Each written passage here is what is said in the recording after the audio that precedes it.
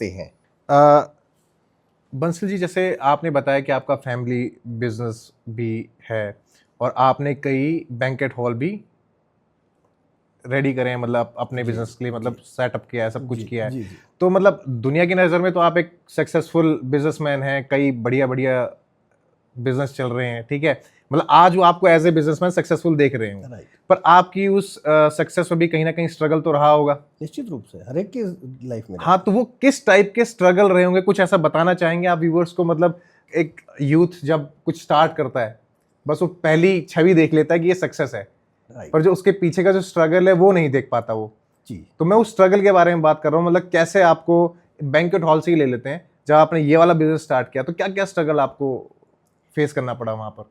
रजनीश, क्या होता है कि जब आप कुछ भी काम करते हैं, एक ये ऐसा नहीं है कि आपको रिपीटेडली या जो परेशानी मुझे आई है वो ही दूसरे को आएगी। हर व्यक्ति के लिए, हर व्यक्ति के सर्कमस्टेंसेस अलग होते हैं, हर व्यक्ति की परिस्थितियां अलग होती हैं। किसी को फाइनेंस की दिक्कत होगी, किसी को नॉलेज की दिक्कत होगी, किसी को किसी और चीज़ की दिक्कत होगी, किसी को स्टाफ की दिक्कत होगी।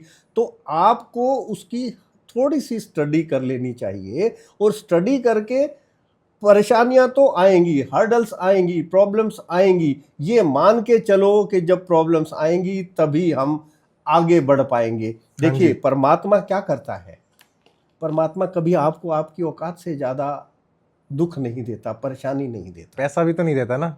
परमात्मा इतना पैसा देता है। देखिए, ये बात मैं आपकी बिल्कुल भी मानने के लिए तैयार नहीं हूं। व्यूअर्स, रजनीश की इस बात को बिल्कुल आप डिलीट कर देना। परमात्मा सबको बराबर देता है। उसने 86,400 सेकंड हम हर व्यक्ति को दिए हैं। हर व्यक्ति को एक जैसी सोच दी है, दिमाग एक जैसा दिया है। सोच नहीं बोलूंगा, दिमाग सबको एक जैसा दिया है। बट कुछ लोग हम में से नेगेटिव बातों की ओर ज्यादा ध्यान देते हैं, फेलियर्स की ओर ज्यादा ध्यान देते हैं, ऊपर उठने की ओर कम ध्यान देते हैं। तो इसका कारण से वो लोग थोड़ा सा नीचे रह जाते हैं। परंतु एक और बात अभी मुझे ध्यान में आ रही है जो आपके साथ शेयर करना चाहता हूं। यदि मैं कहता हूं गवर्नमेंट या कोई और या परमात्मा आप सारे पैसे को अगर सब लोगों में इक्वल डिस्ट्रीब्यूट कर दे, हाँ जी, तो क्या होगा?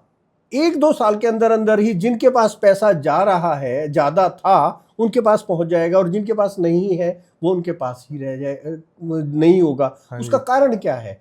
क्योंकि उनका माइंड सेट ऐसा है कि वो पैसे को फिर से बना लेंगे, पैसे को अट्रैक्ट करते हैं, पैसे के पीछे वो समझते हैं, पैसा पद किसी चीज के लिए भी वो उस चीज को अट्रैक्ट करते हैं, वो उस चीज के लिए बड़े डेडिकेटेड रहते हैं। जबकि दूसरे वाले लोग जो नहीं कर पाते, वो अपने अंदर ये झांक करके देखें कि मैं ऐसा कैसे कर सकता हूं, क्या वजह है जिनकी वजह से मेरे पास पैसा नहीं आ रहा है।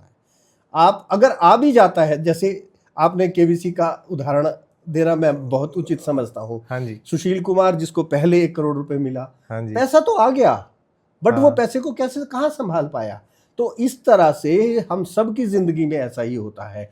यदि आपके पास पैसा लेने के बाद पैसा प्राप्त करना, पैसा इकट्ठा करना उद्देश्य है, आ जाएगा, रुकेगा नहीं। तो आपको क्या चाहिए? आपको ये चाहिए कि वो पैसा मैं किस यूटिलाइजेशन के लिए इकट्ठा कर रहा हूं, मैं उसका क्या करूंगा। इफ यू वांट टू, यदि आप उसको अलमारी में रखना चाहते हैं, तिजोरियां भर के रखना चाहते हैं, तो मैं समझता हूं उस पैसे का कोई लाभ नहीं है। यदि उससे आप कारखाने लगाएंगे, देखो ना, रतन टाटा जी, अंबानी जी, अडानी जी, उनके पास पैसों की कोई कमी थोड़ी है, बट स्टिल वो और बड़ी से बड़ी इंडस्ट्रियां लगाने के लिए, लोगों को काम देने के लिए, एक आप भले ही पैसे को किसी मंदिर में दान ना दे, किसी को वो मत करें, फैक्ट्रियां लगा दे जिससे हजारों लोगों का पेट भरेगा, उनके परिवार पलेंगे। तो यदि आपका उद्देश्य ऐसा रहता है ना, तो वो पैसा, वो आप उसको अपना मान ही नहीं सकते, लेकिन वो आपका पैसा है, आप उसको यूटिलाइज करते हैं। मैं बार बार कहता हूं, ये 21वीं सदी है, हम 13वीं सदी में नहीं जी रहे हैं जहां पे राजाओं के पास पैसा था और वो अय्याशी करते थे, वो काम नहीं करते थे।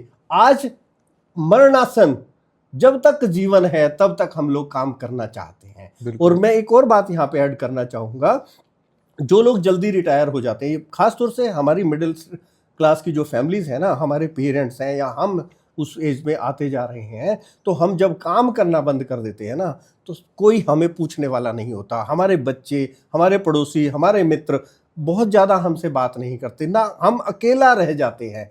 परंतु यदि हम काम करते रहते हैं ना अंतिम सांस तक, तो निश्चित रूप से हमें ऊर्जा बनी रहती है। तो साथियों, इस बात का ध्यान रखना कि आपने जो अपने उद्देश्य है, जो अपने काम करने हैं, जो बिजनेस सेट करने हैं, जो भी काम करना है, आप ये सोचना कि मुझे अंतिम समय तक काम करना है।